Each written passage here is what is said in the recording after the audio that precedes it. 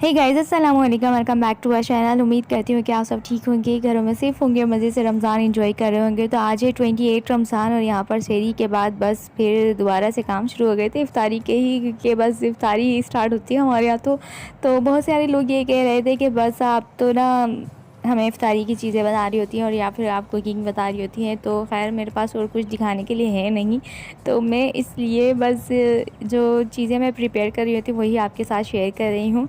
तो अगर आपको अच्छी लगी है तो प्लीज़ अप्रिशिएट करें, और नहीं लगती तो कोई बात नहीं, हर किसी को हम समझा भी नहीं सकते, हर किसी को पसंद आ भी नहीं सकते। तो खैर यहाँ पर तमाम चीज़ें जो है मैंने तैयार करके रख ली थी, और इसके अलावा ये जो न्यू पापड़ हमें लेकर आई थी, हमने उसे आज ट्राई करना था। और वन बाय वन तमाम चीज़ें जो है हम तैयार कर रहे थे, क्योंकि एंड के रोज़े हैं और बहुत सारी चीज़ें ऐसी होती हैं कि बंदा सो रहा है या उठ रहा है, पता नहीं किस तरीके का बस दिन गुजर रहा होता है। और एक तो ऊपर से गर्मियाँ भी बहुत है कि कुछ भी करने का दिल नहीं कर रहा होता। बस एंड के चंद रोज़े ही रह गए हैं, 2 या फिर 3, देखते हैं कि क्या भी होती है। ईद साल ना तो ईद है और ना ही ईद में कोई मज़ा है, क्योंकि ना तो शॉपिंग की है, तो शॉपिंग तो दूर की बात, लेकिन यहाँ जो आज हमारा नुकसान है वो बहुत बड़ा है, क्योंकि हमारे दादा इस साल ही हमें दुनिया से रुखसत करके चले गए हैं। तो बस अल्लाह पाक उनकी मग़फ़िरत फरमाए। और यहाँ पर हम इफ़्तार के लिए बैठ चुके हैं। इफ़्तारी पर जब भी आप बैठे तो लास्ट में दुआ कीजिएगा।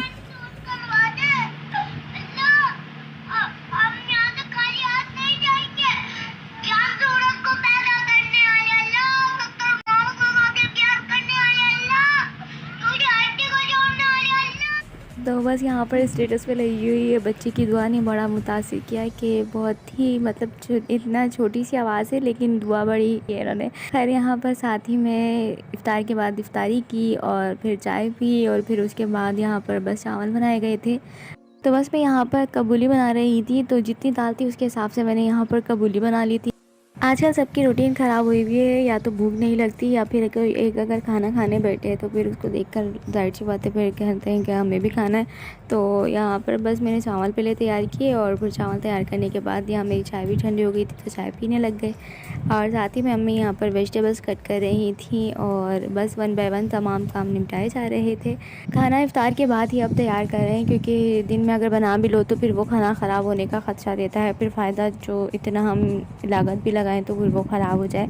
तो बस यहाँ पर बाद में थोड़ी सी हिम्मत करनी पड़ती है, लेकिन सारे काम निमट ही जाते हैं। जब बंदा करने के लिए सोचे ना तो सब कुछ निमट ही जाता है, और अगर हिम्मत हार दे तो कुछ भी नहीं हो सकता। तो बस यहाँ पर तमाम चीज़ें ऐड कर दी थी, टिंडे और लौकी बनाई थी।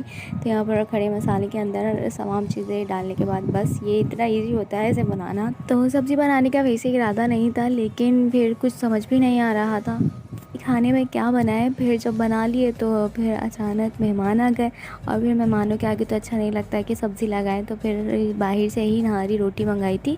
और यहाँ देखिए कितना कम मसाला वो देते हैं इसके साथ, तो नहारी वाले भाई थोड़ा सा मसाला ज़्यादा दिया करें। और बोतल जो बच गई थी, आपको पता है कि मेहमान जाने के बाद इसका क्या हाल होगा, तो बस वही हाल होगा जो हर किसी के घर में होता है मेहमानों के बाद।